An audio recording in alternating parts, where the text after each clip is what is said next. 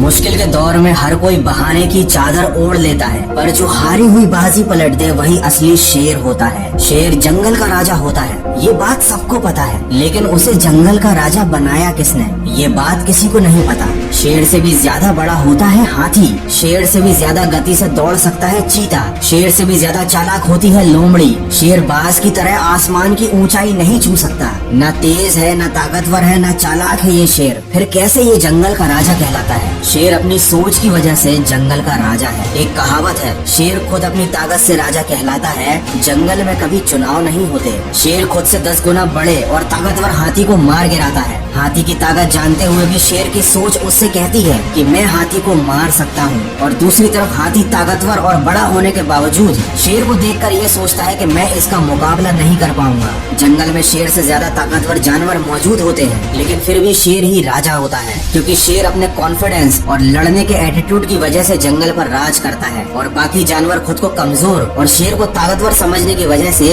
शेर से नहीं जीत पाते। याद रखना, अगर आप में काम को लेकर ऐसा एटीट्यूड और कॉन्फिडेंस है कि मैं इस काम को कर ही लूंगा, तो आपको दुनिया की कोई भी ताकत जीतने से नहीं रोक सकती। अगर शेर की तरह जीना है तो सबसे पहले उसकी तरह निडर बनना सीखो। याद रखना, बलि हमेशा बकरे की दी जाती है, शेर की नहीं। वो जंगल का राजा इसलिए है क्योंकि वह मानता है, उसके मानने के कारण ही वो जंगल का राजा बना हुआ है। वो अंदर से इस बात को महसूस करता है, जिस दिन वह खुद को राजा मानना बंद कर देगा उस दिन वो जंगल का राजा नहीं रहेगा। हमारे जीवन में भी सुबह उठने से लेकर रात को सोने तक पूरे दिन हमारा खुद पर यकीन ही हमारे दिन को संचालित करता है। हम परिस्थितियों के सामने हार न मानकर उनसे लड़ते हैं, या उनके खिलाफ हार मानकर चुपचाप समर्पण कर देते हैं। ये इस बात पर निर्भर करता है कि हम खुद पर कितना यकीन करते हैं। जिन लोगों को अपने आप पर अटूट विश्वास होता है, वो विपरीत परिस्थितियों में 2-4 कदम पीछे जाने से नहीं हिचकते, वे कदम पीछे हटाने में जरा भी नहीं घबराते, क्योंकि वो जानते हैं कि परिस्थितियों के अनुकूल होते ही वो बहुत तेजी से आगे बढ़ेंगे।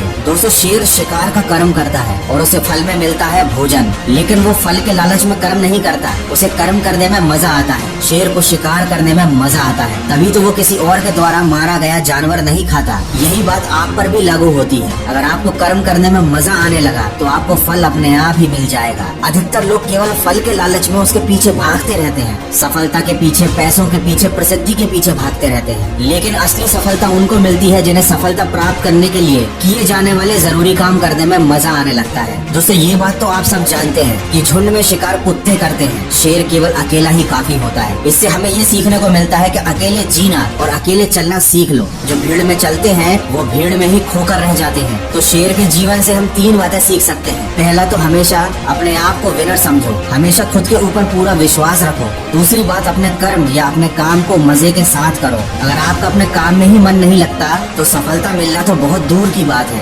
गीता में भी कहा गया है, कर्म करो, फल की आशा मत रखो। और तीसरी बात, अपनी सफलता की राह पर अकेले चलना सीख लो, किसी के सहारे की उम्मीद मत करो। किसी ने क्या खूब कहा है, जीता तो सिर्फ शेर है, बाकी सब मिट्टी के ढेर है। नहीं हुई अभी देर है, तू भी अंदर से एक शेर है। आशा करता हूँ इस वीडियो से आपको कुछ सीखने को जरूर मिला होगा। अगर ऐसा है तो इसको शेयर जरूर करना और सकारात्मक सोच के साथ अपने लक्ष्य की तरफ बढ़ते रहना। मैं मिलूंगा आपसे अगले वीडियो में, जो आपके जीवन में सकारात्मक ऊर्जा को भर दे और आपको दिखाए एक सही दिशा।